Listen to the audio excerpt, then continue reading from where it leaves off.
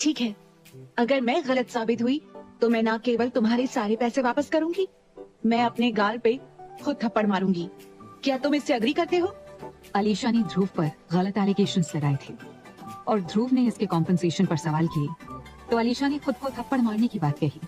अब ध्रुव को प्रूव करना था कि अलीशा गलत है। अलीशा की बात खत्म होती ही ध्रुव ने अपनी जेब से आज की गई शॉपिंग का बिल बाहर निकाला और सबको दिखाते हुए अलीशा की तरफ बढ़ाया। अलीशा ने जब बिल देखा तो हैरत से उसकी आंखें फटी की फटी रह गई। ध्रुव ने शनेल के 2023 स्प्रिंग कलेक्शन से अपनी माँ के लिए ड्रेस खरीदी थी और इस ड्रेस की कीमत 35 लाख रुपए थी। और इससे ज्यादा हैरानी की बात ये थी कि ध्रुव ने सारे पैसे अपने कार्ड से पे किए थे और कोई भी डिस्काउंट नहीं लिया था। सारी ड्रेस उसने ओरिजिनल प्राइस पर खरीदी थी। रिसीट में शनेल का ऑफिशियल लेबल भी था और इसे कोई कॉपी नहीं कर सकता था। अलीशा की नजरें अब ध्रुव की माँ के कपड़ों पर थी। अलीशा हैरान थी कि उसने अभी तक ध्यान क्यों नहीं दिया। क्या ड्रेस वास्तव में इतनी महंगी थी कि अलीशा सच में अफोर्ड नहीं कर सकती थी? कपड़े तो छोड़ो, अलीशा ध्रुव की माँ के हाथ में टंगे बैग को भी अफोर्ड नहीं कर सकती थी। इसके अलावा सोचने की बात ये थी कि ध्रुव इसे कैसे खरीद सकता था। 35 लाख रुपए यूनिवर्सिटी में पढ़ने वाले किसी भी लड़के के लिए बहुत ज्यादा थे। अचानक पूरी भीड़ खामोश हो गई थी। क्या हुआ अलीशा को? वो एकदम से इतनी चुप क्यों हो गई? Alisha, what the hell is going on? Alisha, हमें बताओ आखिर क्या बात है? अगर ध्रुव ने तुम्हारे पैसे चुराए हैं तो हम तुम्हारी मदद करेंगे। लोग अलीशा को सपोर्ट देने के लिए शोर मचा रहे थे। अलीशा एकदम पत्थर की तरह स्टैचू बनकर कभी बिल को तो कभी लोगों को तो कभी ध्रुव की माँ की ड्रेस को देख रही थी। उसके चेहरे से साफ दिख रहा था कि वो काफी एम्बैरेस्ड फील कर रही थी, पर उसे किसी भी सूरत में इस सिचुएशन का सामना करना ही था। अंत में उसने अपने हाथ उठाकर सबको शांत करते हुए कहा, मैं गलत थी, इसने मेरे पैसे नहीं लिए हैं, मुझे ही कुछ गलत फहमी हुई थी। अलीशा हैरान थी कि अचानक से ध्रुव के पास इतने पैसे कहाँ से आ गए। उसके और उसकी माँ के अपीयरेंस से ऐसा ही लगता था कि वो किसी गरीब फैमिली से है। अलीशा ने आगे कहा, मैं तुम्हारी माँ को सारे पैसे वापस कर दूंगी। अलीशा इतनी ज्यादा एम्बैरेस थी कि वो कहते कहते रोने लगी और अपने पर्स में हाथ डालकर माँ के सारे पैसे उनके हाथ में वापस कर दिए। पर ध्रुव इतने में अपनी माँ के इंसल्ट को भूलने वाला नहीं था, इसलिए उसने अपने हाथों से इशारा करते हुए कहा, तुम कुछ भूल रही हो शायद। ध्रुव के इशारे से अलीशा को याद आया कि उसने गलत साबित होने पर अपने गाल में खुद थप्पड़ मारने का वादा किया था। अलीशा ने ध्रुव की तरफ देखते हुए कहा, तुम, और रो पड़ी। अभी वो अपना हाथ उठाकर खुद को थप्पड़ मारने ही वाली थी। पीछे से कुछ लोग जो एकदम से ध्रुव की साइड थे हूटिंग करने लगे, पर तभी ध्रुव की माँ ने अलीशा का हाथ पकड़ लिया। ना बेटा, कोई बात नहीं, कभी कभी गलतफहमी हो जाती है।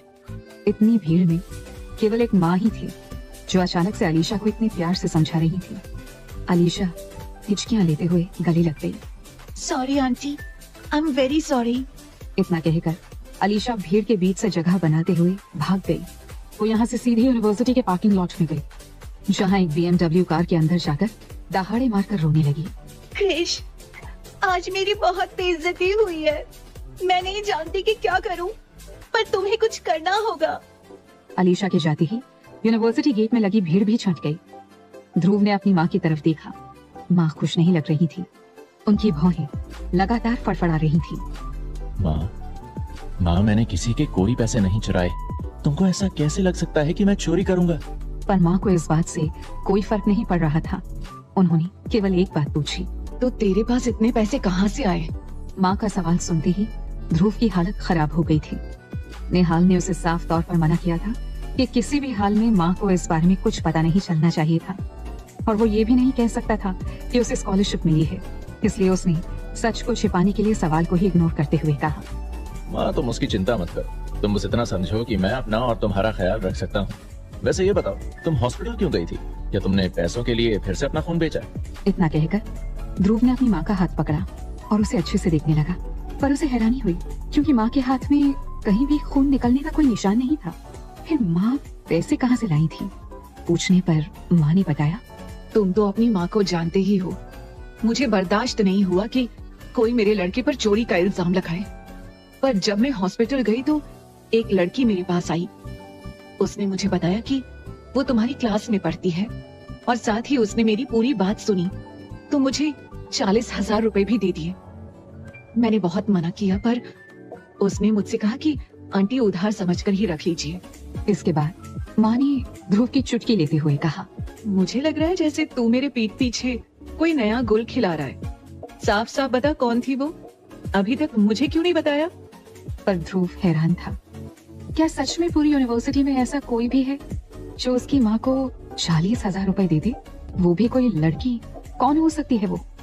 ध्रुव और जैस्मिन के बीच थोड़ी नजदीकियां थीं, पर वो इस तरह की नहीं थी कि किसी की मदद करे।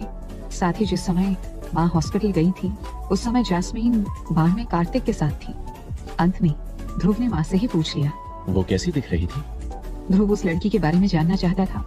ध्रुव के सवाल पर माँ ने जवाब देना शुरू किया। वो बहुत सुंदर थी, चेहरा एकदम साफ और एलिगेंट, काफी लंबी थी और फिगर भी अच्छा था। इसके अलावा उसने योगा पैंट्स पहन रखा था। माँ की बात सुनकर ध्रुव एकदम हैरान रह गया। माँ ने जो भी बातें बताई थी, उस पर केवल एक लड़की ही फिट बैठ रही थी, और वो थी तृप्ति। तृप्ति अक्सर योगा पैंट्स में ही कैंपस आ जाती थी। वो योगा क्लासेस भी अटेंड करती थी। उसका कमाल का फिगर था और वो बहुत खूबसूरत लगती थी।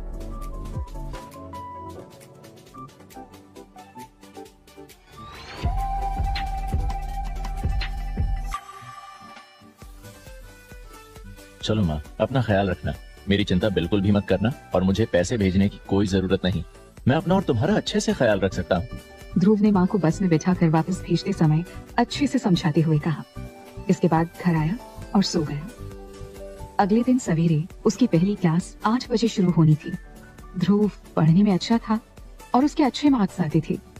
उसकी माँ ने बहुत मुश्किल से उसका इस यूनिवर्सिटी में एडमिशन करवाया था, पर इस यूनिवर्सिटी में काफी पैसे वाले घरों के बच्चे पढ़ते थे और ध्रुव के गरीब बैकग्राउंड के कारण उसे सभी ने बुली किया। उसके क्लास के टीचर भी उसे पसंद नहीं करते थे, इसलिए उसका पढ़ाई से मन हट चुका था। उसके अलावा अपनी माँ पर ज्यादा बोझ न आए, इसलिए वो गैलेक्सी बार में नौकरी भी करता था। वो पहले से ही लोगों के लिए मजाक था, पर जैस्मिन के किस्से के बाद वो अब पूरी तरह से लोगों के लिए मजाक की चीज बन चुका था। लोग उसके मुंह पर उसके लिए कुछ भी कह जाते थे, पर वो पलटकर जवाब देने के लायक नहीं था, इसलिए सुनकर भी चुप रह जाता था। लोग उसे spineless, no self respect and no dignity वाला इंसान समझते थे, पर अब ये पहला वाला ध्रुव नहीं था। जैस्मिन का किस्सा खत्म हो चुका था, इसलिए ध्रुव को अब फिर से खुद को संभालना था और आगे बढ़ना था। सवेरे यूनिवर्सिटी आने के बाद ध्रुव की नजरें कार्तिक को ढूंढ रही थी, पर कार्तिक आज कॉलेज नहीं आया था। सवेरे 8 बजे ध्रुव क्लास में बैठा था तो उसे बार बार लग रहा था जैसे कोई नजरें उसे बार बार देख रही हैं। क्लास खत्म होने के बाद ध्रुव उठा और सबसे आगे की सीट की तरफ बढ़ा। क्लास में बातें हो रही थी। ये स्पाइनलेस ध्रुव क्या करने जा रहा है? सभी की नजरें ध्रुव पर ही थी, पर ध्रुव आराम से चलता हुआ तृप्ति के पास पहुंचकर बोला, वेल तृप्ति, मैं कल शाम जो हुआ उसके लिए तुम्हें थैंक्स कहना चाहता हूँ। इतना कहकर ध्रुव ने गहरी सांस ली और आगे कहा, तो तृप्ति, मैं तुम्हें तुम्हारे मनपसंद रेस्टोरेंट में ट्रीट देना चाहता हूँ, अगर तुम्हें कोई एतराज ना हो। ध्रुव की बात सुनकर पूरी क्लास बहुत तेज हंसने लगी। लोग तरह तरह की बातें कर रहे थे। तृप्ति भी हैरान थी। उसने कभी सोचा नहीं था एक दिन ध्रुव भी उसे डिनर के लिए इनवाइट करेगा। तृप्ति उसकी बात सुनकर अजीब सा फील कर रही थी। कल रात को तृप्ति ने ध्रुव की माँ की मदद की थी, पर यह केवल तृप्ति ने उसकी मदद करने के लिए किया था। वो अपना खून बेचकर पैसे कमाना चाहती थी, और ये देखकर तृप्ति को उनके लिए सिंपैथी आ गई। वहीं ये बेशर्म ध्रुव खड़ा था, जो अपनी माँ की मदद करना छोड़कर तृप्ति को डिनर के लिए इनवाइट करने आया था। पर तृप्ति ने इस बात का ध्यान रखा कि कहीं ध्रुव को बुरा न लग जाए। Well Dhruv, I appreciate your invitation, but dinner में जाने की बजाय क्यों ना यही कैंटीन में कुछ खा ले? तृप्ति के इस जवाब से ध्रुव को काफी खुशी हुई। तृप्ति केवल सुंदर ही नहीं थी, वो काफी समझदार भी थी। पूरी क्लास उसे देख रही थी और वो सबके सामने ध्रुव को एम्बैरस नहीं करना चाहती थी, इसलिए उसने बहुत समझदारी से ध्रुव को जवाब दिया। तभी किसी ने लेक्चर रूम के दरवाजे को जोर से लात मारकर खोला। सभी की नजर उस ओर गई तो देखा लकी खड़ा था। यूनिवर्सिटी में लगभग सभी लोग जानते थे कि लकी तृप्ति के पीछे पड़ा था, और जैसे ही उसे पता चला कि ध्रुव तृप्ति को डिनर पर इनवाइट कर रहा है तो वो भी आ गया। तृप्ति उसे पसंद नहीं करती थी, पर तृप्ति दिल से बहुत अच्छी थी और उसने कभी लकी का दिल नहीं तोड़ा। आते ही लकी ने ध्रुव का मजाक उड़ाना शुरू कर दिया। ध्रुव, लोग लड़कियों को अपने साथ किसी अच्छे रेस्टोरेंट में ले जाते हैं, पर तुम उसे कैंटीन में ट्रीट दे रहे हो। कमाल के गधे हो। मैं आज तृप्ति को ले मेरिडियन में ले जाना चाहता हूँ। लकी भी काफी रिच फैमिली का लड़का था और जैसे ही उसने ले मेरिडियन का नाम लिया सभी लोगों का ध्यान उस पर था। ले मेरिडियन में एक बार खाना खाने की कीमत में कैंटीन के महीने भर का खाना आ जाता था। लकी आगे कहता रहा, तुम्हारे जैसे चलते फिरते जोकर के बजाय तृप्ति मेरे साथ जाना पसंद करेगी। दूसरी तरफ तृप्ति की समझ में नहीं आ रहा था कि इस सिचुएशन को कैसे डील करे। ध्रुव ने सिंपली कल तृप्ति की मदद के बदले छोटा सा थैंक्स कहने के लिए तृप्ति को डिनर ऑफर किया था, पर लकी तो अपना हक जमा रहा था, जो तृप्ति को बिल्कुल भी पसंद नहीं आया। पर उसने कुछ नहीं कहा। उधर ध्रुव ने तृप्ति की तरफ देखकर कहा, ठीक है, आज शाम मैं तुमसे ला मेरिडियन में मिलता हूँ। इतना कहकर ध्रुव चुपचाप रूम से निकल गया। जाते वक्त पीछे से ध्रुव को पूरे क्लास के हंसने की आवाज सुनाई दी। पीछे लोग बातें कर रही थी। वो ला मेरिडियन में जाने की बात कर रहा है। उसे पता भी है ला मेरिडियन में उसके जैसों को बाहर से ही भगा देते हैं। वहाँ एक बार जाने से उसका 6 महीने का पूरा खर्च आ जाएगा। शायद जैस्मिन के जाने के बाद मेंटल हो गया। वहाँ से बाहर निकलकर ध्रुव सीधे अपने रूम में पहुंचा और काफी देर तक ले मेरिडियन के बारे में सोच करता रहा। वो जानता था कि उसकी फैमिली के पास इस होटल का बहुत बड़ा हिस्सा है, पर वो लकी के साथ अपने झगड़े को बराबरी का रखना चाहता था और लकी का ध्रुव से कोई मुकाबला नहीं था, पर लड़ाई बराबर की रहनी चाहिए। अंत में ध्रुव ने निहाल को फोन किया। निहाल उसके पापा का खास था, जिसे ध्रुव को असिस्ट करने के लिए भेजा गया था। सर, आपने मुझे याद किया। आशा करता हूँ सर कल आपको कोई परेशानी नहीं आई होगी। निहाल ने फोन उठाते ही कहा। दरअसल कल ध्रुव के कहने पर निहाल ने कार्तिक की फैमिली को बर्बाद करके रख दिया था और निहाल उस बारे में ही बात कर रहा था। निहाल गिल फैमिली का खास था और कार्तिक जैसी फैमिली को बर्बाद करना उसके लिए एक फोन कॉल से ज्यादा कुछ नहीं था। थोड़ी देर ऐसे बात करने के बाद ध्रुव ने अपनी बात सामने रखी। ध्रुव ने कहा, निहाल, आज मेरा एक अपॉइंटमेंट है ला मेरिडियन में। उधर से निहाल की आवाज गूंजी। समझ गया सर, मैं अभी ला मेरिडियन को आपके नाम पर खरीद लेता हूँ। इसके अलावा मेरे लिए और कोई ऑर्डर है? निहाल ने एक लाइन में बता दिया था कि ध्रुव किस फैमिली को बिलोंग करता था और उसे ये भी समझ में आ गया कि पैसा और पावर कितनी खतरनाक चीज है। ले मेरिडियन पूरी दिल्ली का सबसे महंगा होटल था और उसे अभी खरीदने का मतलब था अरबों रुपए ऐसे ही उड़ाना। नहीं, तुम्हें ऐसा करने की कोई जरूरत नहीं है। मेरे तुम्हें कॉल करने का एक ही मकसद है। मुझे आज शाम के ओकेजन के लिए कुछ अच्छी ड्रेस चाहिए जो मेरी अभी की आइडेंटिटी के साथ मैच कर सके। ध्रुव ने निहाल को शाम को ले मेरिडियन जाने की अपनी रिक्वायरमेंट बताई तो उधर से निहाल की आवाज गूंजी। ओह, आई सी, नाउ आई अंडरस्टैंड सर। इसके साथ ही निहाल ने सूट के कुछ फोटोग्राफ्स भेजकर कहा, ये सभी कस्टम मेड सूट्स हैं जो खास आपके लिए बनाए गए हैं और 20 मिनट में सारे सूट आपके पास पहुंच जाएंगे। गिल फैमिली का पावर और इन्फ्लुएंस देखकर ध्रुव भी हैरत में था। ये सभी सूट दुनिया के सबसे बड़े फैशन डिजाइनर ने डिजाइन किए थे और सभी खास तौर पर ध्रुव के लिए कुछ सबसे अच्छे प्राइवेट टेलर्स ने तैयार किए थे। ध्रुव ने उनमें से एक को पसंद किया और निहाल को फिर से कॉल किया। निहाल, मुझे तुमसे एक बात और जाननी थी। क्या फैमिली में और भी कुछ ऐसा है जो मुझे जानना चाहिए? मेरे डैड वापस क्यों नहीं आ पा रहे हैं? ध्रुव की बात सुनकर निहाल 1 मिनट के लिए चुप रहा, फिर बोला, सर, आप जानते होंगे कि बड़ी फैमिली में बहुत कुछ चलता रहता है, पर आप चिंता ना करें, ये सब चलता रहता है और बड़े सर सभी परेशानियों से निकलना अच्छी तरह से जानते हैं। हालांकि एक बार सब सेटल हो जाए तो वो आपसे पर्सनली मिलने आएंगे। निहाल की बात सुनकर ध्रुव ने फिर पूछा, मैं जान सकता हूँ कि क्या परेशानी चल रही है? क्या ऐसा कोई तरीका है जिससे मैं मदद कर सकूं? ध्रुव ने पूछा तो निहाल ने थोड़ा सोचकर जवाब दिया, वेल, अभी तो आपके लिए कोई मदद कर पाना थोड़ा मुश्किल है, पर मेरा आपसे मिलने का मेन पर्पस ये है कि आपको इस लायक बनाना है कि आप अपनी फैमिली बिजनेस को संभालने के काबिल हो सकें, वो भी अपने खुद के दम पर। मेरा मकसद आपको ये लग्जूरियस लाइफ देना नहीं है जिसे आप अभी एंजॉय कर रहे हैं। निहाल की बात सुनकर ध्रुव के मुंह से निकला, ओह, आई सी। निहाल उसे इग्नोर करते हुए आगे बोला, अगर मैं एकदम मुद्दे की बात करूं तो अगर आप अपनी फैमिली बिजनेस की विरासत पाना चाहते हैं तो आपको न केवल अपर क्लास लोगों के बीच उठने बैठने के तौर तरीके, जबरदस्त नेटवर्क और फाइनेंशियल रिसोर्सेज की समझ होनी चाहिए, बल्कि इसके अलावा आपको और भी बहुत कुछ सीखना होगा। आने वाले समय में मैं आपको ये सभी चीजें सीखने में मदद करूंगा। ये सुनने के बाद ध्रुव ने पूछा। तो हम कहाँ से शुरू करें? ध्रुव जानता था कि इस फैमिली बिजनेस की विरासत को पाना और उसे संभालना आसान नहीं था। दुनिया की सबसे बड़ी बिजनेस फैमिली की विरासत को पाना आसान नहीं था। पूरी फैमिली में इसे पाने के लिए एक तरह का कंपटीशन चल रहा था। इस कंपटीशन में केवल कोई एक ही विनर बनकर निकलेगा। ध्रुव के इस सवाल को सुनकर निहाल की प्रोफेशनल आवाज में थोड़ी सी खुशी दिखाई दे रही थी। क्योंकि ध्रुव सर सभी स्किल्स सीखने के लिए थोड़ी जल्दी में दिखाई दे रहे हैं, तो किसी छोटी चीज से शुरुआत करते हैं। निहाल की बात सुनकर ध्रुव भी खुश हो गया। हम कहाँ से शुरू करें? उधर से निहाल की आवाज आई। हम द मेरिडियन को खरीद कर शुरुआत करेंगे। निहाल से कुछ देर बात करने के बाद ध्रुव को समझ में आ गया कि इतनी बड़ी फैमिली का वारिस बनना आसान नहीं था। उसे केवल बुकिश नॉलेज की जरूरत नहीं थी, उसे कई और चीजें भी चाहिए थी। इसलिए ध्रुव को लगा कि अब उसे अपने आप को इम्प्रूव करने की जरूरत है। उसने एक लिस्ट बनाई कि उसे किन किन चीजों पर मेहनत करने की जरूरत होगी।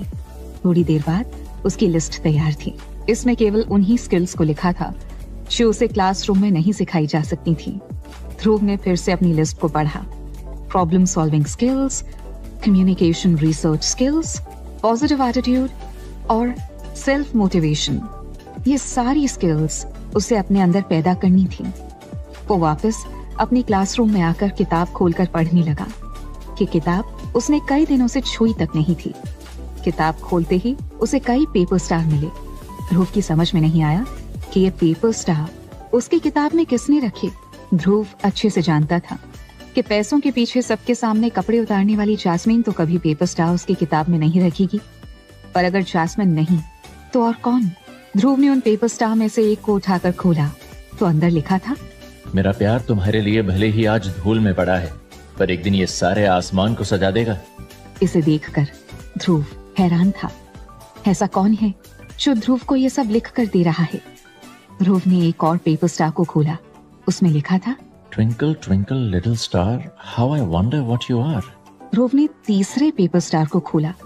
उसमें लिखा था, तुम्हारे दांतों में कुछ फंसा था, इससे तुम्हारी स्माइल और भी ज्यादा सुंदर लग रही थी, पर तुम्हारी स्माइल कभी देखने को नहीं मिलती। इसी तरह एक एक कर ध्रुव ने कई सारे स्टार्स खोले। हर एक स्टार में उसे कुछ न कुछ लिखा मिल रहा था। शायद किसी ने ध्रुव को रोज एक स्टार दिया था। इन स्टार्स के कारण सारा दिन ध्रुव कुछ पढ़ नहीं पाया। उसका सारा दिन इन पेपर स्टार्स को पढ़ने में बीत गया। सारे पेपर स्टार्स को पढ़ने के बाद ध्रुव का दिल इमोशन से भर गया। स्टार्स ने काफी रोमांटिक और हार्ट टचिंग मैसेजेस थे, जिन्हें पढ़ने के बाद ध्रुव का दिल काफी देर तक धड़कता रहा। ध्रुव जब क्लास से बाहर निकला तो शाम हो गई थी और आज उसे तृप्ति और लकी के साथ ले मेरिडियन डिनर करने के लिए जाना था। ध्रुव इसे जरूरी नहीं समझता था, पर यही वो जगह थी जो ध्रुव को प्रैक्टिकल दुनिया से रूबरू करवाती थी। ऐसी जगह जाकर ही वो इंसल्ट और अप्रिसिएशन को पास से महसूस कर सकता था। अगर वो चाहे तो आज ही ले मेरिडियन को खरीद ले, पर उसने ऐसा नहीं किया। वो बस देखना चाहता था कि लकी क्या चालें चलता है और ध्रुव इस पर कैसे रिस्पॉन्स देता है, क्योंकि ये छोटे छोटे झगड़े ही उसे आखिर में एक विजेता बनाएंगे जो दुनिया की सबसे बड़ी बिजनेस फैमिली को पाएगा। निहाल से बात करने के बाद ध्रुव का दुनिया देखने का तरीका ही बदल गया। यूनिवर्सिटी के गेट पर काफी सारी मोटरसाइकिल्स खड़ी थीं। इस समय ये काफी आम हो गया था। दिल्ली के ट्रैफिक में मोटरसाइकिल्स को हायर करना आसान था। इसे मोटर टैक्सी कहते थे। ध्रुव ने एक राइडर से बात की जिसकी उम्र 50 साल के आसपास होगी। राइडर ने भी ध्रुव से पोलाइटली बात की और कुछ देर के नेगोशिएशन के बाद ध्रुव उस राइडर के पीछे बैठा ले मेरिडियन की तरफ चल दिया। मोटरसाइकिल राइडर ने ध्रुव से काफी कम दाम लिए थे और ध्रुव उसको कुछ टिप देना चाहता था, पर उस शख्स ने ध्रुव को मना कर दिया। तो ध्रुव ने उसे किसी दिन ले मेरिडियन में डिनर करने का ऑफर दिया, जिस पर वो तैयार हो गया। दरअसल मुझे 2 लड़कों ने एक साथ इस डिनर में इनवाइट किया है। अब मैं अकेले तो आ नहीं सकती थी, तो इसलिए तुझे तो मेरा साथ देने आना ही होगा ना। आखिर तू मेरी बेस्ट फ्रेंड जो है। तृप्ति अपने साथ अपनी बेस्ट फ्रेंड आभा को भी साथ लाई थी। आभा तृप्ति के साथ योगा क्लास अटेंड करती थी। दोनों लड़कियां कमाल की सुंदर थीं। दोनों की हाइट भी सेम थी। आभा और तृप्ति ले मेरिडियन के बाहर फाउंटेन के सामने खड़ी होकर होटल और फाउंटेन के अलग अलग एंगल से सेल्फी ले रही थी। दोनों को देखकर होटल के आते जाते गेस्ट्स रुक कर उन्हें देखने लगते थे। आज लकी के कहने पर तृप्ति को ना चाहते हुए भी आना पड़ा। साथ में उससे रिक्वेस्ट ध्रुव ने भी की थी।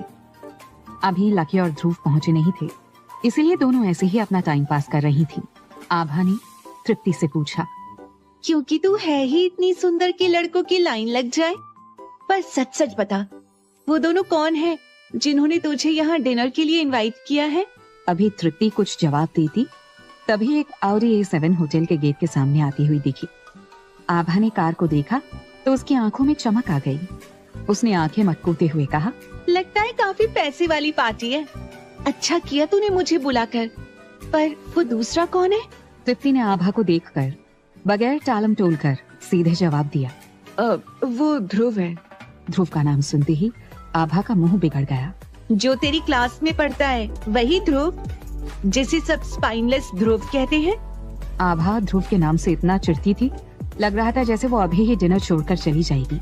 पर तृप्ति लोगों को ऐसे जज नहीं करती थी, इसलिए तृप्ति ने पूछा, आभा, व्हाट्स रॉन्ग विद यू? तुझे ध्रुव से क्या नफरत है? तृप्ति के सवाल पर आभा ने कहा, तृप्ति, तुझे शायद पता नहीं, पर छोड़, जाने दे। सुनकर तुझे बुरा लगेगा। ऐसा लगा जैसे वो ध्रुव के बारे में कुछ जानती है, पर तृप्ति को ठेस न पहुंची, इसलिए कुछ नहीं कहा। नहीं आभा, मुझे बुरा ध्रुव के लिए नहीं, तेरे लिए लगेगा। तू अगर उसके बारे में कुछ जानती है तो उसे सबके साथ शेयर करने की जरूरत नहीं है। मैं केवल इतना जानती हूँ कि वो एक सिंपल फैमिली से आता है और अपने लिए जो जरूरी हो वो करता है। तृप्ति दिल से अच्छी थी। वो लोगों को उनके फैमिली बैकग्राउंड या इकोनॉमिक स्टेटस से जज नहीं करती थी। ध्रुव थोड़े गरीब परिवार से था, पर तृप्ति को वो काफी स्मार्ट लगता था। बस ध्रुव को अपने आप को प्रेजेंट करना नहीं आता था, और इसका कारण भी उसका फैमिली बैकग्राउंड था। तृप्ति की बात सुनकर आभा ने कहा, बात वो नहीं है कि वो गरीब है या नहीं, बात यह है कि वो हमारे सुपरमार्केट से फ्री फूड सैंपल तक चुरा कर ले जाता है। वो चोरी करता है। आभा किसी भी सूरत में ध्रुव को बिल्कुल भी टॉलरेट नहीं कर सकती थी। आभा के पापा एक सुपरमार्केट चेन के मालिक थे और उनकी एक सुपरमार्केट में कोई शख्स फ्री फूड सैंपल चुरा रहा था। बाद में पता चला कि वो और कोई नहीं बल्कि ध्रुव था। आभा पहले से ही उससे नफरत करती थी और ये पता चलने के बाद तो वो ध्रुव की तरफ देखना भी पसंद नहीं करती थी। अभी दोनों कुछ और बातें करती कि तभी लकी भी वहां आ गया। लकी ने केवल तृप्ति को बुलाया था, पर यहाँ तो आभा भी साथ में ही थी। दो खूबसूरत लड़कियों को देखकर वो मन ही मन खुश हुआ। हेलो तृप्ति और आभा, क्या बातें हो रही हैं? आभा ने लकी को देखा तो खुशी से उससे बात करने लगी। आभा को लकी पसंद नहीं था, पर अगर उसके सामने दो चॉइसेस हों, लकी और ध्रुव, तो लकी लाख गुना बेहतर था। आभा की तरफ से थोड़ा हिंट मिलते ही लकी शुरू हो गया। चलो चलते हैं, मैं यहाँ अक्सर आता रहता हूँ। आज तुम लोगों को एक शानदार डिनर कराता हूँ। दरअसल लकी इतने महंगे होटल में कभी नहीं आया था। वो बस ऑनलाइन कुछ जानकारी निकालकर सबके सामने हीरो बनने की कोशिश कर रहा था, पर तृप्ति अभी जाने को तैयार नहीं थी। रुको, ध्रुव को भी आने दो, तृप्ति ने कहा। तृप्ति के इतना कहते ही लकी शुरू हो गया। वो यहाँ कैसे आ पाएगा? इसकी इतनी हैसियत है ही नहीं कि यहाँ आए, और टाइम भी तो देखो, हम लेट हो रहे हैं। लकी कोशिश कर रहा था कि कैसे भी तृप्ति और आभा को मना ले और ध्रुव के बगैर ही होटल में चले, पर तभी ध्रुव भी वहां आता है। ध्रुव एक मोटरसाइकिल में पीछे बैठकर आया था। उसे देखकर आभा की नफरत उसकी आंखों में साफ दिखाई दे रही थी और लकी उसका मजाक उड़ाने लगा। तृप्ति, उसे देखो, वो शायद अपने पापा के साथ आया है। अब समझ में आया वो इतना गरीब क्यों है, क्योंकि उसके पापा ही असली लूजर हैं। और देखो तो, वो अपनी मोटरसाइकिल को छुपाने की कोशिश कर रहा है, और शायद वो तुम्हें ये जताना चाहता है कि वो मोटरसाइकिल से आया है। शायद वो छिपाना चाहता है कि उसके पापा इतने बूढ़े हैं। लकी ने जब ध्रुव को पार्किंग लॉट से बाहर आते देखा तो दूर से ही हाथ हिलाकर चिल्लाया, ध्रुव, यहाँ इस तरफ आओ। ध्रुव ने दूर से ही तृप्ति और लकी को देख लिया था, पर उसे उम्मीद नहीं थी कि आभा भी वहां होगी। ध्रुव के आते ही लकी ने पूछ लिया, इतना लेट कैसे हो गए, और तुम्हारे पापा कहाँ हैं? ध्रुव ने लकी को देखकर हैरानी से कहा, पापा? ध्रुव को इतना हैरान देखकर लकी ने कहा, इतना भी मत बनो, क्या तुम अपने पापा की मोटरसाइकिल से यहाँ नहीं आए हो? पर तुम्हारी मोटरसाइकिल बहुत पुरानी हो गई है। ध्रुव उसकी बात सुनकर हैरान था। वो मेरे पापा नहीं है, वो तो बेचारा एक गरीब मोटरसाइकिल वाला था। उसके पास कोई बिजनेस नहीं था, तो मैंने सोचा मैं उसकी मदद करूं। ध्रुव की बात सुनकर लकी जोर से हंस पड़ा। वेल ध्रुव, शो ऑफ के चक्कर में तुम अपने पापा को पापा भी नहीं कहोगे। आभा वैसे तो ध्रुव को बिल्कुल भी पसंद नहीं करती थी, पर जैसे ही उसने ये सुना तो वो लकी से भी तेज आवाज में ध्रुव से बोली, ध्रुव, तुम ऐसा कैसे कर सकती हो? तुम्हारे पापा के लिए कितना मुश्किल रहा होगा तुमको पढ़ाना। आज तुम केवल हमें दिखाने के लिए ऐसा कैसे कर सकते हो? तुम अपने पापा को पापा मानने को तैयार नहीं हो। ध्रुव को समझ में नहीं आ रहा था कि क्या कहे। ध्रुव ने फिर से मुस्कुराकर पोलाइटली कहा, वो मेरे पापा नहीं हैं। यार कैसे कहूँ? अभी लकी कुछ कहने ही वाला था कि तृप्ति की आवाज आई। बस करो। तृप्ति के मना करने के बावजूद लकी चुप तो हो गया, पर आभा नहीं मानी। आभा ने तृप्ति को देखकर गुस्से से कहा, तृप्ति, मुझे समझ नहीं आता कि तुमने इस शख्स के साथ डिनर करने के लिए मुझे यहाँ क्यों बुलाया। आभा के शह मिलने पर लकी भी बोलने लगा। वैसे भी लकी इतनी जल्दी ध्रुव से हार मानने वाला नहीं था। वैसे ध्रुव, तुमने अपनी मोटरसाइकिल कहाँ छुपाई? अपने पापा से कहो तुम्हें लेकर जाएं, क्योंकि यहाँ तुम्हारे जैसे लोग नहीं आ सकते। ध्रुव ने बहुत ही पोलाइटली कहा, मैंने मोटरसाइकिल पार्किंग लॉट में खड़ी की है, छुपाई नहीं है, और वो मेरे पापा नहीं हैं। ध्रुव की बात लकी को हजम नहीं हो रही थी, क्योंकि ले मेरिडियन में केवल वीआईपी गेस्ट्स को ही पार्किंग मिल पाती है। लकी को अपनी इतनी महंगी कार के बावजूद यहाँ जगह नहीं मिली, इसलिए लकी फिर से ध्रुव का मजाक उड़ाने लगा। ध्रुव, तुम इग्नोरेंट ही नहीं, बड़बोले भी हो। ये ला मेरिडियन होटल है और तुम बता रहे हो कि तुमने अपनी मोटरसाइकिल यहाँ की पार्किंग लॉट में खड़ी की है। लकी को पता नहीं था कि ध्रुव कितना पावरफुल था। अगर वो कहे कि मोटरसाइकिल को पार्किंग लॉट में खड़ा करो तो वो लोग मना नहीं कर पाएंगे, और अगर ध्रुव कहे कि इस होटल को ढाबे में बदल दो तो ये होटल ढाबे में बदल जाएगा। जवाब में ध्रुव ने केवल इतना ही कहा, वीआईपी एंट्री पार्किंग लॉट से ही होकर जाती है, वहीं से हम होटल में एंट्री करेंगे, इसलिए मैंने अपनी मोटरसाइकिल भी वहीं पार्क की। लकी ने जैसे ही वीआईपी एंट्री का नाम सुना वो चौंक गया। क्या यहाँ वीआईपी एंट्री भी है? क्या यहाँ वीआईपी एंट्री भी है? लकी के सवाल को सुनकर ध्रुव हैरान था, क्योंकि होटल में मेंबर्स के लिए वीआईपी एंट्री थी जो पार्किंग लॉट से होकर जाती थी। बाकी नॉन मेंबर्स के लिए नॉर्मल एंट्री थी, जहां जाकर वो होटल में अपने लिए एक सीट रिजर्व कर सकते थे। अगर लकी को इस बारे में जानकारी नहीं है तो वो डिनर कैसे कराएगा? लकी के सवाल पर ध्रुव ने जवाब दिया, हम इस होटल में केवल फ्रंट डेस्क से तभी जाएंगे जब हमें अपॉइंटमेंट बुक कराना हो, नहीं तो हमें पार्किंग लॉट वाली एंट्री से ही अंदर जाना होगा। लकी को लगा कि वो रंगे हाथों पकड़ा जाएगा। वो ये देखना चाहता था कि वो अक्सर ले मेरिडियन में आता है, इसलिए उसने यहाँ के सारे मेन्यू और ड्रिंक के बारे में अच्छा रिसर्च किया था। पर उसे इतना नहीं पता था कि यहाँ नॉन मेंबर्स को बगैर अपॉइंटमेंट के बुकिंग नहीं मिलती थी। पर ये सोचने की बात है कि ध्रुव को ये सब कैसे पता है। लकी को लग रहा था कि वो तृप्ति और आभा के सामने शो ऑफ कर लेगा, पर अभी वो ध्रुव के सामने बेवकूफ साबित हो रहा है। लकी की शक्ल देखकर ध्रुव की समझ में आ गया था कि उसे कुछ जानकारी नहीं है, बस ऐसे ही हीरो बन रहा है। इसलिए उसे छेड़ते हुए कहा, चलो अब हमें चलना चाहिए, लेट हो गए तो रोमने कॉन्टे का जो नया बैच आया है वो खत्म हो सकता है। आज लकी की पार्टी में हम जो चाहें वो ऑर्डर कर सकते हैं, है ना लकी? इतना कहकर ध्रुव ने लकी की तरफ देखा। लकी कभी ले मेरिडियन होटल में नहीं गया था और उसे ये भी पता नहीं था कि रोमनी कॉन्टे की एक बोतल की कीमत क्या है। रोमनी कॉन्टे की एक बोतल की कीमत 30 लाख हो सकती है। इसके अलावा ध्रुव ने लकी को देखकर पूछा, बाय द वे लकी, तुम इतनी बार यहाँ आए हो तो तुम्हारे पास मेंबरशिप कार्ड तो होगा ही। अगर मेंबरशिप कार्ड है तो हमें ज्यादा लाइन में लगकर बेमतलब का वेट नहीं करना होगा। लकी जैसे बंदे को देखकर लग रहा है कि उसके पास कार्ड होगा ही, इसलिए मैं अपना कार्ड संभाल कर वापस रख लेता हूँ। इतना कहकर ध्रुव ने अपना मेंबरशिप कार्ड दिखाकर वापस रख लिया। ध्रुव की बात सुनकर लकी अपना आपा खोने वाला था। वो हैरान था कि ध्रुव को इतनी जानकारी कैसे है और उसके पास सच में मेंबरशिप कार्ड भी है। अभी लकी कुछ कह पाता कि तभी एक मिडिल एज शख्स पास से गुजरा, जिसके साथ आई लड़की उससे काफी कम उम्र की थी। दोनों की बातों से लग रहा था कि दोनों रिलेशनशिप में हैं। दोनों के बीच आर्ग्यूमेंट हो रहा था कि उस शख्स का कहना था कि ले मेरिडियन का मेंबरशिप कार्ड लेने में जितने पैसे लगेंगे उतने में 2 BMW खरीद लूंगा। लकी ने जब ये सुना तो वो अपनी जगह बुत बना खड़ा रहा। चारों लोग उन दोनों की बात सुन चुके थे। अब लकी को यह समझ में नहीं आ रहा था कि यहाँ से कैसे निकले। उसे कैसे भी यहाँ से जान बचाकर भागना था। उसने आज तक कभी इतने महंगे होटल में जाने के बारे में सोचा तक नहीं था। आज उसे समझ में आया कि महंगे होटल महंगे क्यों होते हैं। खाना पीना तो कोई भी अफोर्ड कर लेगा, पर इन चीजों से कैसे बचेगा। लकी ने अपनी रिसर्च से ये तो पता कर लिया था कि ले मेरिडियन होटल महंगा है, जिसे वो अफोर्ड कर सकता था, पर उसे ये पता नहीं था कि यहाँ एंट्री करने के लिए मेंबरशिप भी लेनी पड़ेगी। काफी सोचने के बाद लकी ने कहा, तृप्ति, मुझे लगता है मेरे घर में कुछ इश्यूज हैं। मुझे मैसेजेस आ रहे हैं। मेरी ये पार्टी ड्यू रही, मुझे निकलना होगा। फिर कभी मैं तुमको यहाँ पर ही पार्टी दूंगा। ये कहते वक्त ही लकी गुस्से और शर्म से लाल हो गया था।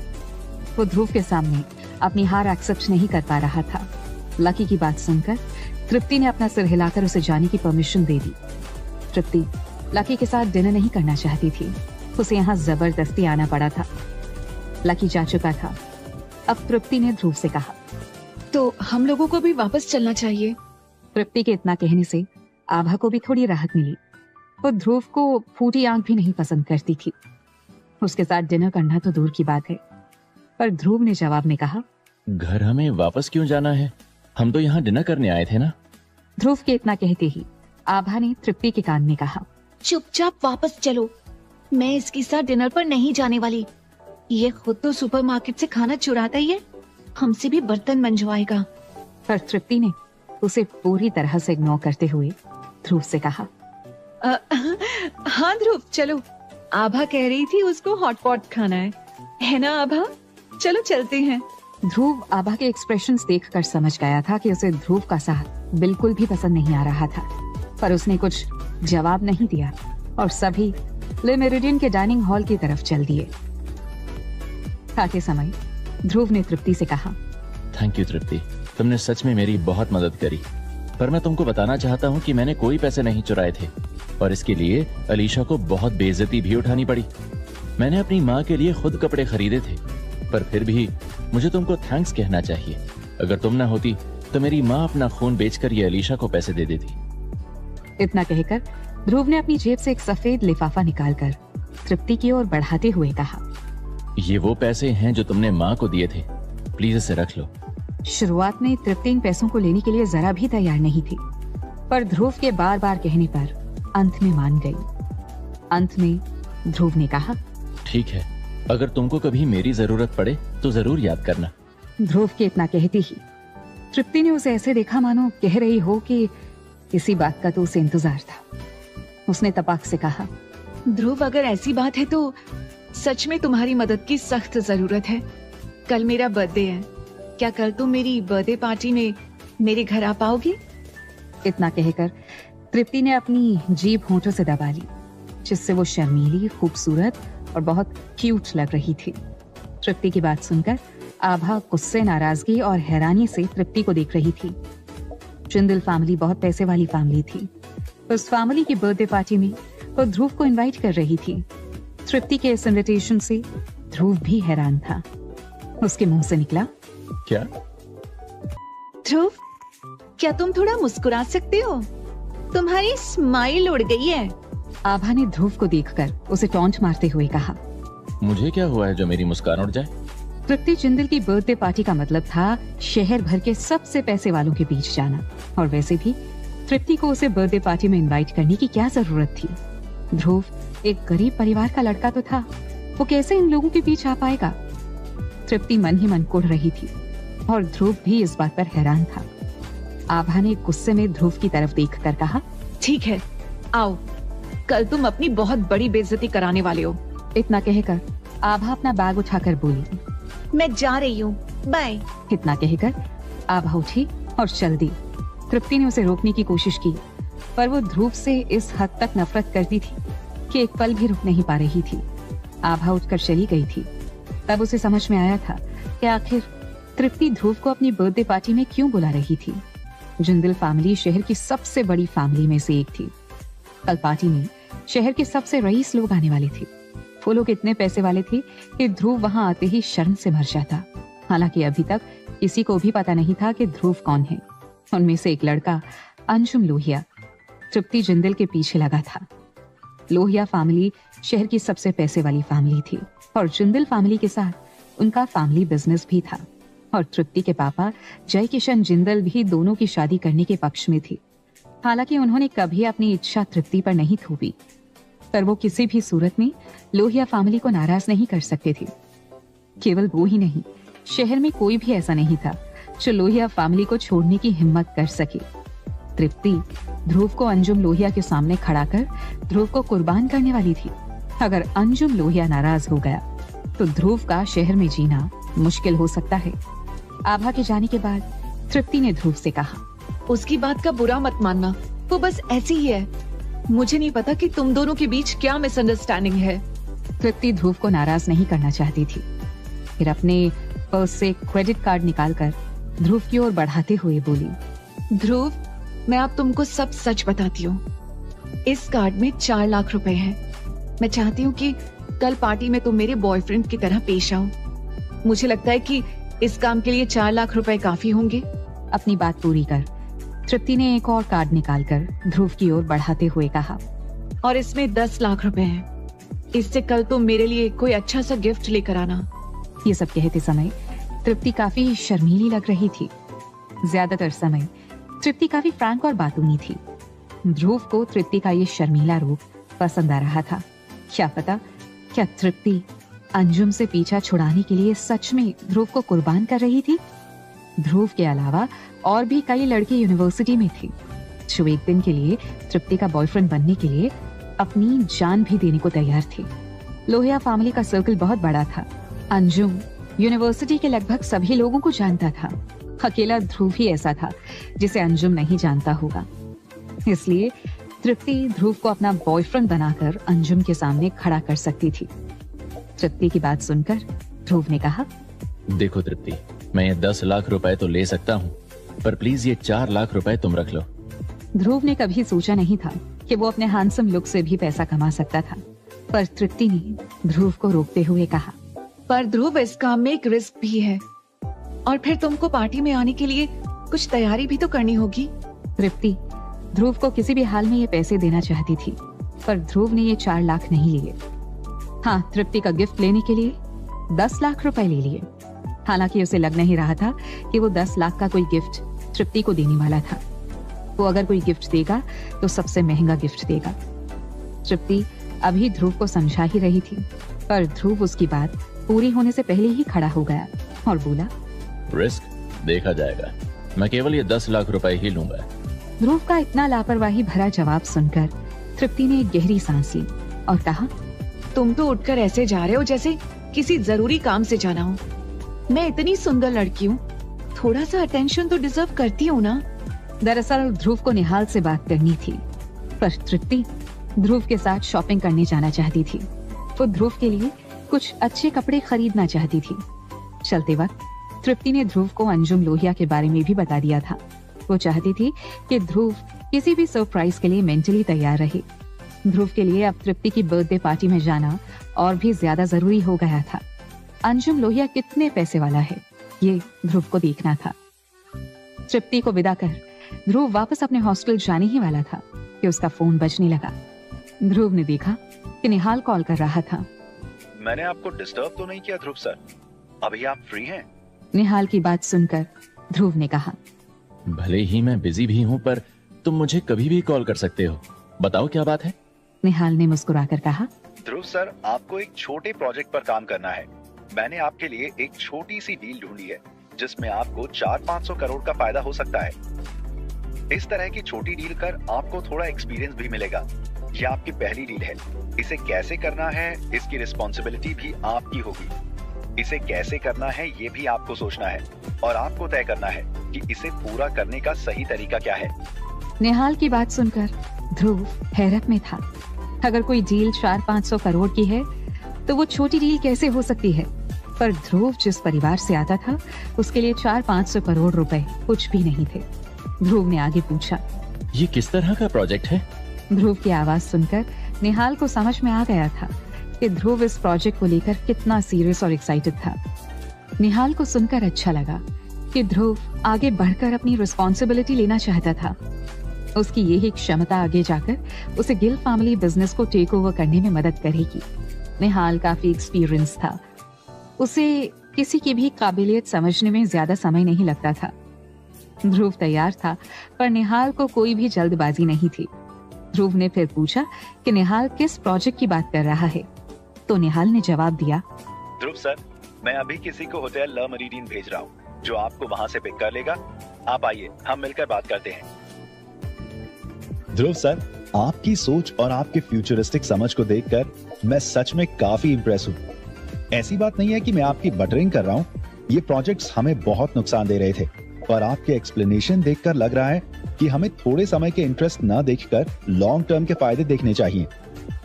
आज अगर गिल फैमिली इस मुकाम में है तो उसका कारण ये है कि फैमिली की नींव बहुत स्ट्रांग है। यही कारण है कि हम बहुत बड़े प्रोजेक्ट्स में भी इन्वेस्ट कर सकते हैं। निहाल और ध्रुव ने कई प्रोजेक्ट्स पर सारी रात बातें की। अंत में ध्रुव के किसी सब्जेक्ट को लेकर एक फ्रेश पर्सपेक्टिव और फ्यूचरिस्टिक सोच ने निहाल को इम्प्रेस कर दिया था। ध्रुव सारी रात बातें करते करते थक चुका था। उसके सामने टेबल पर कई प्रोजेक्ट्स की फाइल्स पड़ी थी। उन सब में ध्रुव ने काफी माथापच्ची की थी। इसके अलावा निहाल और इंटरनेट की भी काफी मदद मिली थी उसे। ध्रुव ने आगे कहा, अगर मुझसे कोई गलती हो तो आप मुझसे डायरेक्ट कह सकते हो। ध्रुव को भले ही निहाल सर कहकर बात करता था, पर ध्रुव निहाल को हमेशा ही इज्जत देता था। सही कहें तो निहाल ध्रुव का गुरु था। वो ध्रुव का सुपरवाइजर था, जो उसके सामने गिल फैमिली पर से पर्दा उठा रहा था। ध्रुव के कहने पर निहाल ने जवाब दिया, ऑफ कोर्स, कुछ चीजें हैं जो आप सही से नहीं कर रहे हो। निहाल की बात पर ध्रुव को लगा कि कुछ तो गड़बड़ है, सो उसने पूछा, मैं समझा नहीं, प्लीज खुलकर कहिए। निहाल ने मुस्कुराकर जवाब दिया, जिस तरह से आप पैसे खर्च कर रहे हो। ध्रुव को लगा शायद वो ज्यादा खर्च कर रहा है, पर निहाल ने आगे कहा, आपकी पैसे खर्च करने की स्पीड बहुत धीमी है। गिल फैमिली के मेंबर के तौर पर आपको शर्म आनी चाहिए। निहाल की बात सुनकर ध्रुव हैरान था। उसके मुंह से केवल एक ही शब्द निकला, क्या? पैसे खर्च करने के मामले में ध्रुव सच में फिसड्डी था, क्योंकि वो सारी जिंदगी गरीबी में जो रहा था। निहाल कहता जा रहा था, ध्रुव, आपको अपनी आदत जितनी जल्दी हो सके बदलनी होगी। जो आप खर्च कर सकते हो उसे बचाने की कोशिश मत करो। याद रखो, पैसा वो ही कमा पाते हैं जिन्हें खर्च करने की आदत हो। ध्रुव को लगा जैसे वो निहाल की बात सोचकर पागल हो जाएगा। उसने आज तक केवल पैसे बचाने के बारे में ही सीखा था, पर आज कोई उसे बता रहा था कि पैसे वो ही कमा पाते हैं जिन्हें खर्च करने की आदत हो। ध्रुव अपने ख्यालों में खो गया था। निहाल ने ध्रुव को इस हाल में देखा तो पूछा, ध्रुव सर, क्या मैंने कुछ गलत कहा? ध्रुव ने ना कहने के अंदाज में सिर हिला दिया। फिर कुछ सोचते हुए सामने रखी प्रोजेक्ट फाइल को हाथ में लिया और एक दो बार उलट पलट कर देखकर फिर जोर से हाथ मारते हुए कहा, अगर ऐसी बात है तो जो पैसे हम इन्वेस्ट करने जा रहे हैं उसे डबल कर दो। ध्रुव के इस अंदाज को देखकर निहाल ने मुस्कुराकर कहा, यस यस, क्या हम अपना इन्वेस्टमेंट डबल कर दें? निहाल के सवाल पर ध्रुव का सीधा जवाब था, हाँ। ध्रुव की हाँ मिलते ही निहाल ने फोन हाथ में लेते हुए कहा, आप बहुत तेजी से सीख रहे हैं ध्रुव सर। फिर थोड़ी सी कंफ्यूजन के साथ पूछा, पर ऐसा करने से हमारे प्रॉफिट में कोई फर्क नहीं पड़ेगा, क्योंकि कॉस्ट के बढ़ने पर प्रॉफिट कम हो जाएगा।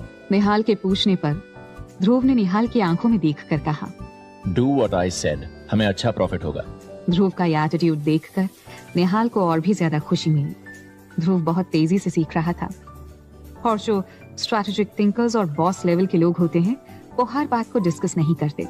निहाल ने ध्रुव से जानबूझकर स्टूपिड सा सवाल पूछा था, पर ध्रुव ने उसे एक्सप्लेनेशन देने की जगह सीधे ऑर्डर दे दिया। निहाल खुश था। उसने अपनी खुशी छिपाते हुए कहा, That's good. Well, मैं चाहूंगा ध्रुव सर इस इन्वेस्टमेंट से काफी पैसे बनाएं। ध्रुव ने मन ही मन इन पैसों का हिसाब लगाया जो उसे आने वाले समय में मिलने वाले थे, और पलक झपकते ही कई 100 करोड़ रुपए खर्च हो चुके थे। पर निहाल जानता था कि कुछ समय बाद ध्रुव इन पैसों से कई गुना प्रॉफिट बनाएगा। ध्रुव भी जानता था कि गिल फैमिली में पैसे खर्च करने वाले बहुत लोग होंगे, पर अपने खर्चों से ज्यादा कमाने वाले लोग कम होंगे। ध्रुव ने अपने आप से वादा किया था कि वो और भी ज्यादा पैसे कमाएगा। सूरज निकल आया था। आज ध्रुव को तृप्ति जिंदल की बर्थडे पार्टी में जाना था। उसे समय नहीं मिला था कि कोई गिफ्ट खरीद सके, इसलिए ध्रुव ने निहाल से कहा, निहाल, मुझे अपने एक दोस्त की बर्थडे पार्टी में जाना है, क्या तुम कोई अच्छा गिफ्ट खरीदने में मेरी मदद करोगे? ध्रुव की बात सुनकर निहाल मुस्कुराकर बोला, ऑफ कोर्स। क्या मैं ये जान सकता हूँ कि आपके फ्रेंड की आइडेंटिटी, स्टेटस और फैमिली बैकग्राउंड क्या है? सोचने की बात ये थी कि निहाल को गिफ्ट सिलेक्ट करना नहीं आता। गिल फैमिली को हमेशा लोगों ने गिफ्ट दिए।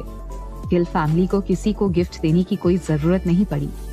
ध्रुव की समझ में नहीं आया कि तृप्ति और अपने रिलेशन को निहाल के सामने कैसे एक्सप्लेन करे, इसलिए उसने सीधे जवाब दिया, गर्लफ्रेंड को देना है। ध्रुव का एक लाइन का जवाब सुनकर निहाल ने मुस्कुराकर कहा, बस अब आपको कोई और इन्फॉर्मेशन देने की कोई जरूरत नहीं। मैं आपके लिए एक ट्रम्प कार्ड निकाल कर जाता हूँ। निहाल की बात सुनकर ध्रुव ने कहा, ठीक है, अगर तुम ट्रम्प कार्ड ला पाओ तो, पर क्या मैं जान सकता हूँ कि ये क्या चीज है? ध्रुव दुनिया की सबसे पावरफुल और पैसे वाली फैमिली की कैपेबिलिटी जानना चाहता था। निहाल ने जवाब दिया, बस थोड़ा वेट करिए, मैं अभी मंगा देता हूँ। आप रात भर सोई नहीं है, पहले आप आराम कर लीजिए। आपके उठने तक आपका गिफ्ट यहाँ होगा। इतना कहकर निहाल चला गया। दोपहर में जब ध्रुव की आंख खुली तो निहाल एक शानदार नक्काशी से बनी लकड़ी के बॉक्स में एक गिफ्ट लेकर आया और बोला, मुझे लगता है कि ये गिफ्ट आपकी गर्लफ्रेंड को ही नहीं, उसकी पूरी फैमिली को इम्प्रेस करने के लिए काफी है। ध्रुव ने बॉक्स खोलकर गिफ्ट को देखा। ये हीरा तो नहीं था, इसलिए ध्रुव ने हैरानी भरे चेहरे से निहाल की तरफ देखा और पूछा, Are you sure? निहाल ने पूरे कॉन्फिडेंस के साथ कहा, 100% श्योर। ये इतना इम्प्रेसिव है कि पूरी दुनिया को हिला देगा। ध्रुव इस जरा से टुकड़े को देखकर जरा भी कॉन्फिडेंट नहीं था। उसने उससे भरी हैरानी के साथ फिर पूछा, दुनिया हिला देगा? पर कैसे? निहाल ने आगे बढ़कर ध्रुव के कानों में कुछ कहा जो ध्रुव के होश उड़ाने के लिए काफी था।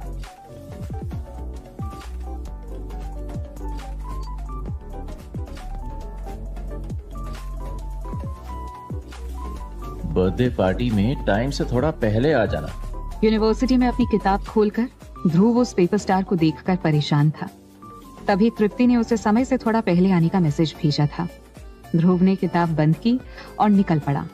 उसकी समझ में नहीं आ रहा था कि कौन है जो उसकी किताब में पेपर स्टार छोड़कर जा रहा था।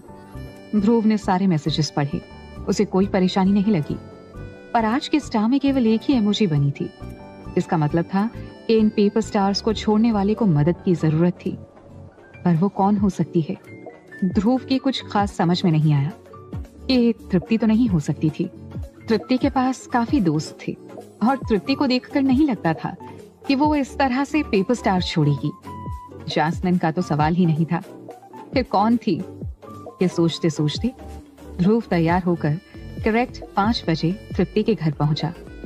तृप्ति के घर में ज्यादा लोग नहीं थे और घर के बड़े तो दिख ही नहीं रहे थे। शायद वो तृप्ति और उसके दोस्तों को थोड़ा स्पेस देना चाहते थे। जब तृप्ति ने ध्रुव को देखा तो आगे बढ़कर ध्रुव को गले लगाते हुए कहा, तुम तो कुछ ज्यादा ही जल्दी आ गए। ध्रुव ने मुस्कुराकर जवाब दिया, जिसका तुम्हारी जैसी खूबसूरत लड़की से अपॉइंटमेंट हो उसका जल्दी आना तो बनता है। ध्रुव का जवाब सुनकर तृप्ति ने अपनी आंखें मटकाते हुए कहा, तुमने इतनी अच्छी बातें बनाना कहाँ से सीखा? ध्रुव ने उसी अंदाज में जवाब दिया, जब से तुमसे मिला हूँ। ध्रुव की बातें सुनकर तृप्ति जोर से हंस दी, फिर हाथ पकड़कर बोली, चलो पहले मेरे साथ ऊपर चलो। तृप्ति ध्रुव का हाथ पकड़कर उसे घसीटती हुई ऊपर अपने कमरे में ले गई। तृप्ति का घर बहुत खूबसूरत और शानदार था। इसे घर नहीं, विला या रिजॉर्ट कहा जा सकता था। इसका डिजाइन भी किसी पुराने जमाने की कासल की तरह बनाया गया था। साथ में फुटबॉल ग्राउंड जितना बड़ा एक पर्सनल गार्डन भी था, जहां बर्थडे पार्टी की तैयारी चल रही थी। घर के सभी लोग शायद वहीं गए थे। ध्रुव पहली बार किसी लड़की के घर गया था और इसीलिए काफी नर्वस भी था। तृप्ति खुशी से अपना घर दिखा रही थी, साथ ही कुछ लोगों से मिलवा भी रही थी। ध्रुव हैरान था कि इस पूरे समय तृप्ति ने उसका हाथ जोर से पकड़ रखा था। उसके मुलायम हाथों का टच ध्रुव को बहुत पसंद आ रहा था। क्या आभा नहीं आई? ध्रुव ने बात शुरू करने की कोशिश करते हुए कहा तो तृप्ति ने मुंह बनाते हुए कहा, वो बाद में आएगी, मैंने उसे देर से आने को कहा है। इसके अलावा वो मेरे लिए कुछ बनाने वाली है, तो शायद और भी लेट हो जाए। इतना कहकर तृप्ति ध्रुव का हाथ पकड़कर उसे अपने बेडरूम में ले आई। अंदर आते ही ध्रुव की आंखें खुली की खुली रह गईं। वो आज तक कभी किसी लड़की के बेडरूम में नहीं गया था। उसका कमरा बहुत सुंदर था। पूरा कमरा पिंक और पेस्टल रंग के कई अलग अलग शेड से रंगा हुआ था और कमरे का सारा सामान कमरे के रंग से मैच कर रहा था। इसे किसी भी लड़की का ड्रीम बेडरूम कहा जा सकता था। ध्रुव अभी कमरे को ही देख रहा था कि तृप्ति ने उसे पास खींचते हुए कहा, तुमने मुझसे वादा किया था कि आज तुम मुझे हर परेशानी से बचाओगे। ध्रुव ने मुस्कुराते हुए कहा। जानता हूँ। तृप्ति बोली, तो ठीक है, तुम बैठो, मैं रेडी हो जाती हूँ, पर आज अपना वादा याद रखना। इसके बाद तृप्ति ने अपना मेकअप बॉक्स खोला और चेहरे पर हल्का सा मेकअप किया। ध्रुव बैठे बैठे चुपचाप उसे तैयार होते हुए देख रहा था। असल में तृप्ति इतनी सुंदर थी कि उसे तैयार होने की जरूरत ही नहीं थी। वो ऐसे ही बहुत सुंदर थी। तृप्ति ने आईने में ध्रुव को देखते हुए कहा, मुझे ऐसे क्यों देख रहे हो? उधर देखो। ध्रुव उसे देखकर वैसे ही हैरान था। वो कुछ बोल ही नहीं पाया, पर तृप्ति ने अपनी आंखें बनाते हुए कहा, तुरंत उधर घूमो, मुझे अपने कपड़े बदलने हैं। अब ध्रुव की समझ में आया कि तृप्ति क्या कह रही थी, पर ध्रुव हैरान था। अगर तृप्ति को अपने कपड़े ही बदलने थे तो उसे कमरे में अंदर ही क्यों लेकर आई? ध्रुव थोड़ा अनकंफर्टेबल था। उसने उठते हुए कहा, मैं बाहर हूँ। पर तृप्ति ने उसे रोकते हुए कहा, अरे अरे, तुम कहाँ जा रहे हो? आज तुम मेरे बॉयफ्रेंड हो। बस उधर मुंह कर लो, मैं बस 1 मिनट में तैयार हो जाऊंगी। ध्रुव एक तरफ मुंह करके खड़ा हो गया, पर तृप्ति के कमरे में रखा हुआ सामान इतना शाइनी था कि ना चाहते हुए भी कपड़े बदलती तृप्ति को वो देख पा रहा था। ध्रुव तृप्ति को देखता ही रह गया। उसने पहली बार ऐसा कुछ देखा था। इधर ध्रुव अपनी आंखों पर विश्वास नहीं कर पा रहा था कि वो क्या देख रहा है। उधर नीचे कमरे में एक शोर सुनाई दे रहा था जो धीरे धीरे तेज होता जा रहा था। तृप्ति जानती थी कि अंजुम लोहिया आ चुका था। उसे थोड़ी जल्दी करनी थी। उधर तृप्ति के परिवार के ज्यादातर लोग उसे देखकर उसका वेलकम करने के लिए आगे बढ़े। अंजुम कोई छोटा मोटा शख्स नहीं था। वो लोहिया फैमिली का दूसरा लड़का था जिसे तृप्ति की फैमिली हल्के में नहीं ले सकती थी। किसी की आवाज सुनाई दी, अंजुम बेटा, आप आ गए। तभी किसी की आवाज सुनाई दी, अंजुम भाई, what a car, man. नई ली। इतना कहते ही सभी की नजर अंजुम पर पड़ी। सभी लोग अंजुम की नई कार देखकर उसे अप्रिशिएट करने लगे। अंजुम माज़राटी गिबली लेके आया था और उसे देखकर लग रहा था कि ये एकदम शोरूम से उठाकर सीधे तृप्ति के घर पर आया हो। ये समय की सबसे लेटेस्ट कार थी। इसके अलावा अंजुम की कार में ताजे गुलाब भरे हुए थे। लग रहा था कि अंजुम तृप्ति को प्रपोज करने ही जा रहा था। अंजुम अपनी कार से बाहर आकर हाउसकीपर से पूछता है, तृप्ति कहाँ है? हाउसकीपर ने हाथ जोड़ते हुए कहा, वो ऊपर अपने कपड़े बदलने गई है। अंजुम तुरंत ऊपर चला गया। वो तृप्ति को वेलकम करना चाहता था और सीढ़ियों के किनारे लगे शीशे में खुद को देखकर अपने कपड़े ठीक करते हुए तृप्ति के कमरे के बाहर जाकर खड़ा हो गया। वो दरवाजा नॉक करने ही वाला था कि अंदर से किसी की आवाज सुनाई दी, ध्रुव, ध्रुव थोड़ा धीरे करो, मुझे दर्द हो रहा है। बाहर खड़े अंजुम ने जब ये आवाज सुनी तो उसका सिर चकरा गया। ये तो तृप्ति की आवाज लग रही है। कि ध्रुव कौन है? आखिर अंदर हो क्या रहा है? आज तक कभी अंजुम तृप्ति के बेडरूम तक नहीं पहुंचा था। तो ऐसा कौन है जो तृप्ति के बेडरूम में पहुंच गया? अभी अंजुम कुछ कह पाता कि तभी अंदर से किसी लड़की की आवाज सुनाई दी। सॉरी, ये मेरा भी फर्स्ट टाइम है। तृप्ति, तुम क्या कर रही हो? तुरंत दरवाजा खोलो। अंजुम पूरे गुस्से में दहाड़ रहा था। तृप्ति के कमरे से किसी लड़के की आवाज सुनकर अंजुम पागल हो गया था। किसी दूसरे के घर में किस तरह से पेश आते हैं वो ये भी भूल चुका था और जोर जोर से दरवाजे में लात मारकर फिर से चिल्लाया, तृप्ति, तुम अंदर क्या कर रही हो? दरवाजा खोलो अभी। अंजुम को पूरी तरह से इग्नोर कर तृप्ति फिर से बोली, तुम थोड़ा जल्दी करो, कोई आ रहा है।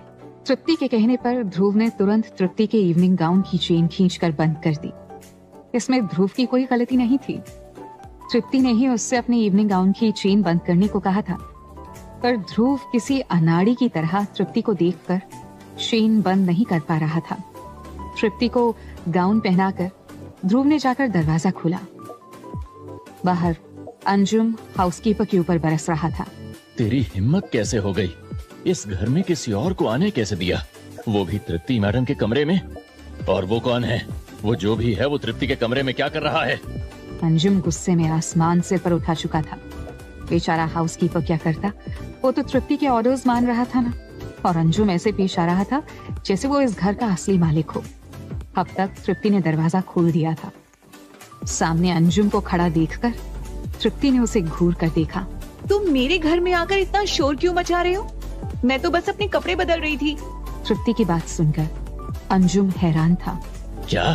तृप्ति आगे कहती है, मैंने ध्रुव से कहा था कि वो मेरे गाउन की जिप बंद कर दे। पर एक बात बताओ, तुम क्या सोच रहे थे? तुम्हारे दिमाग में क्या शैतानी भरी थी?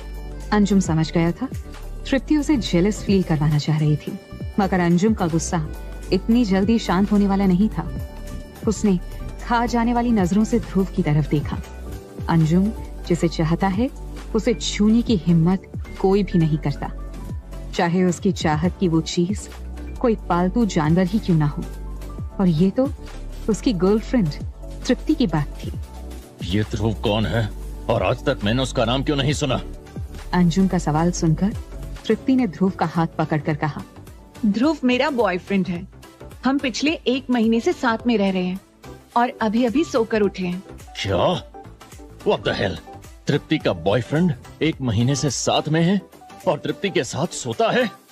इतना कहते ही अंजुम की नजर ध्रुव पर गई और उसका सारा का सारा गुस्सा गायब हो गया। उसे समझ में आ गया कि तृप्ति जानबूझकर उसका मजाक बना रही है।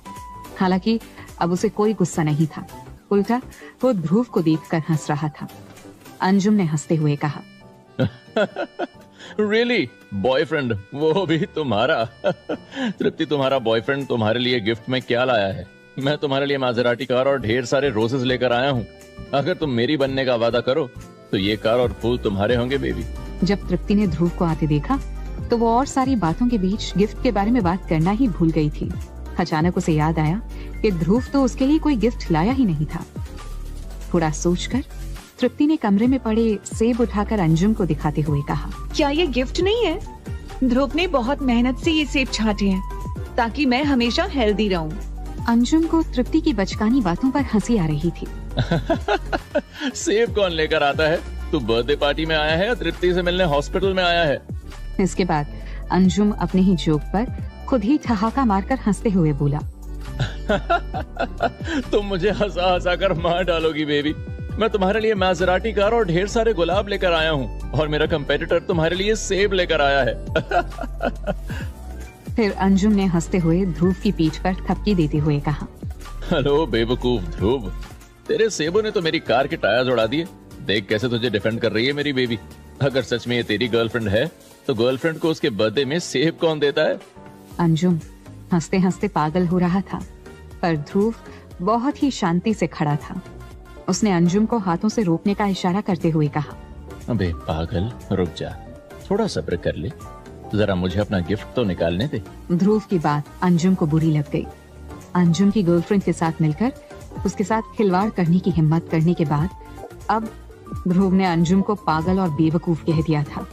अंजुम थोड़ा परेशान था। फिर ध्रुव ने अपनी जेब से एक छोटा सा वुडन बॉक्स निकालकर सामने रखा। बॉक्स छोटा सा था पर बहुत ही खूबसूरती से तराशा गया था। घर में सभी लोग हैरान थे। सबको लगा ध्रुव तृप्ति को डायमंड रिंग देने वाला है, पर जब ध्रुव ने धीरे से उस लकड़ी के बॉक्स को खोला तो सामने खड़े लोगों का हंसते हंसते बुरा हाल हो गया। What the hell, man? तृप्ति, तुमने इसे क्या अपनी पार्टी में कोई स्टैंड अप शो करने के लिए बुलाया है? और is your birthday a joke for you? बोलो तृप्ति, या तो तुम्हारा बॉयफ्रेंड एक जोक है या ये सब। विश्वास नहीं होता, इतने खूबसूरत डिब्बे में केवल एक टूटा हुआ कांच का टुकड़ा होगा, वो भी इतना छोटा कि इसे देखने के लिए लेंस की जरूरत पड़े। तभी गेस्ट्स में से एक और आवाज आई, इससे अच्छे तो वो सेब थे। तृप्ति भी हैरान थी कि इस गधे को 10 लाख रुपए दिए थे और ये गधा एक छोटा सा कांच का टुकड़ा लेकर आया था। आभा सही कह रही थी कि एक नंबर का गधा रहेगा। और शैतान का नाम लेते ही शैतान भी आ गई। आते ही आभा ने तृप्ति को देखकर कहा, तुमसे पहले ही कहा था, इस ध्रुव पर विश्वास मत करो। अंजुम आभा की बात सुनकर और भी ज्यादा मजे ले रहा था। अब तक अंजुम और आभा ध्रुव को घर से भगाना चाहते थे, पर अब तृप्ति भी नाराज थी। इन सबको सुनते हुए भी ध्रुव पहले की तरह ही शांत खड़ा था। तुम लोग जानते हो ये क्या है? ध्रुव इन एवरेज रिच लोगों को ब्लेम नहीं कर सकता था। वो लोग जानते ही नहीं थे ये क्या है, पर अंजुम अभी भी ध्रुव के मजे ले रहा था। क्या हो सकता है? सड़क से कांच का टुकड़ा लाने से अच्छा था सेब ही ले आते। फिर ध्रुव की तरफ देखकर थोड़ा डरने का नाटक करते हुए कहा, वो मेरी मैजराटी को टक्कर देने के लिए तुमने सड़क से कांच का टुकड़ा बटोर कर ले आए। तृप्ति के 1 महीने पुराने बॉयफ्रेंड तुम हो तो बड़े इंटरेस्टिंग। तुमसे मिलकर मजा आया यार। क्या पीस खड़ा किया है तृप्ति तुमने भी। अंजुम मजे तो ध्रुव के ले रहा था, पर उसके निशाने पर तृप्ति थी जो ये बात समझ रही थी। वो गुस्से से अंजुम को स्टेयर कर रही थी। अच्छा चलो, इससे पहले बेबी मुझे अपनी आंखों से खा जाए तुम ही बता दो। ध्रुव ये क्या है?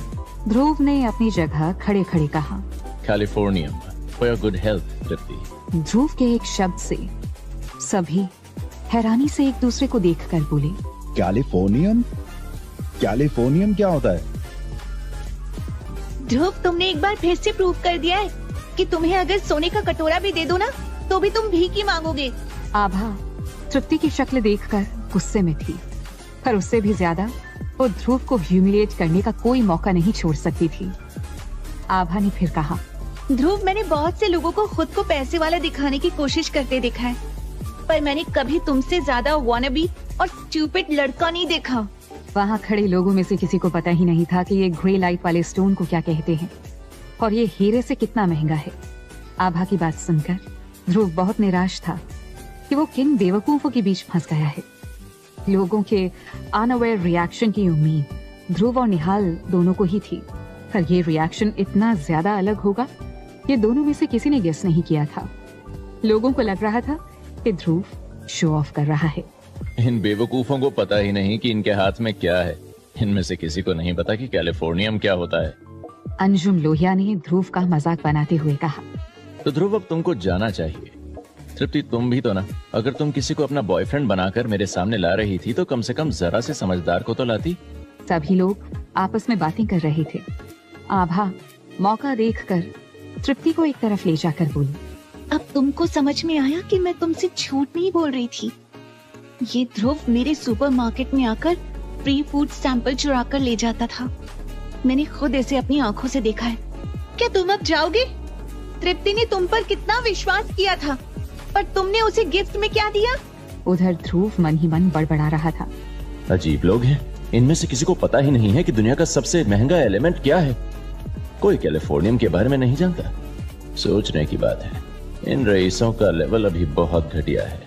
तभी अंजुम की आवाज आई, वो सही कह रही है। ध्रुव अब तुम जा सकते हो, पर मैं ये जरूर कहूंगा कि तुम बड़े मजेदार इंसान हो यार। बस तुम तृप्ति के लिए कुछ अच्छी चीज न ला पाए। लोगों को ध्रुव से इस तरह से बात करता देखकर तृप्ति को बहुत गुस्सा आ रहा था। वैसे भी ये तृप्ति का आइडिया था। वो ध्रुव को अपना बॉयफ्रेंड बनाकर लाई थी। साथ ही तृप्ति को थोड़ी सी समझ थी कि ध्रुव जैसे लड़कों पर क्या बीतती थी जब वो इन पैसे वाले लोगों की पार्टीज अटेंड करते थे।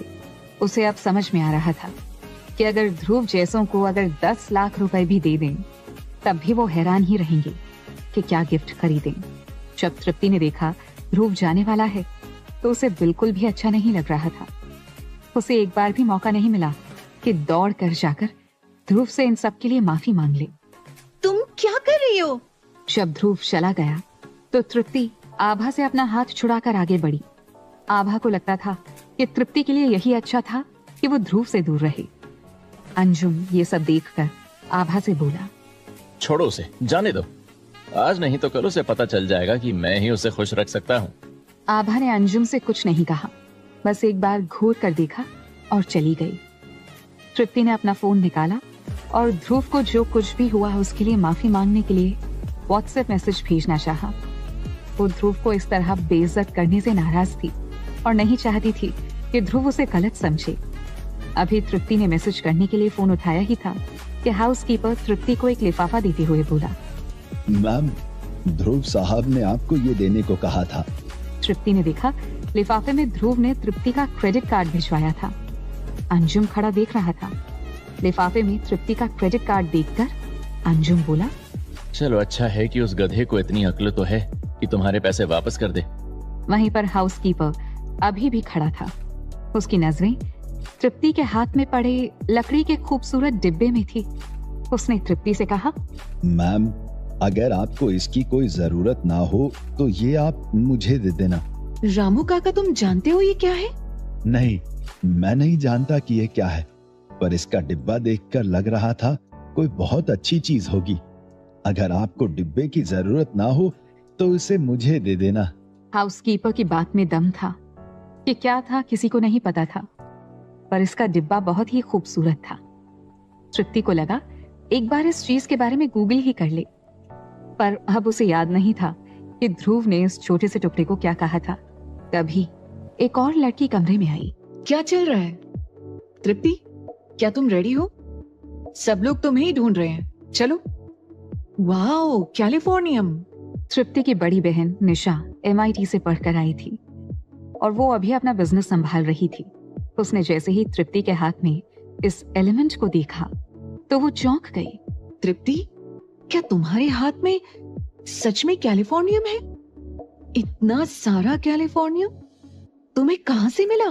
निशा की आंखें ऐसी फैली हुई थी मानो उसने कोई भूत देख लिया हो, और निशा के इतना कहते ही पूरे कमरे में फिर से जान आ गई। कम से कम जिंदल फैमिली में कोई तो ऐसा था जो ध्रुव के गिफ्ट को जानता था। दीदी, क्या तुम जानती हो ये क्या है? तृप्ति ने हैरानी के साथ पूछा, पर निशा कैलिफोर्नियम को देखकर सब कुछ भूल गई थी।